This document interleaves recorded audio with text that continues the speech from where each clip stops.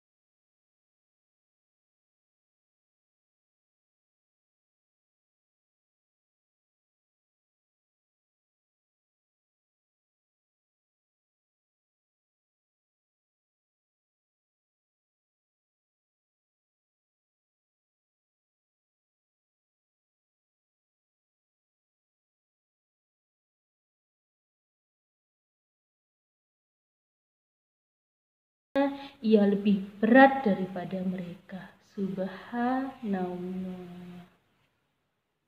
Alhamdulillah anak-anak semuanya, kita sudah mendengarkan cerita tentang Nabi kita tercinta sewaktu kecil. Ternyata Allah sangat menyayangi beliau dengan cara membersihkan hati beliau terbebas dari semua penyakit hati, supaya menjadi teladan, supaya menjadi contoh bagi kita umatnya. Nah anak-anak, berarti kita ingin menjadi seperti Rasulullah ya. Caranya Yuk, yang pertama rajin sholatnya, rajin ngajinya, patuh sama ayah dan bunda, semangat belajarnya, tidak boleh lupa untuk selalu berdoa di setiap kesempatan. Mungkin itu ya cerita yang bisa Ustazah hantarkan pada pagi hari ini. Kita bertemu lagi dengan cerita yang lebih menarik pekan-pekan selanjutnya.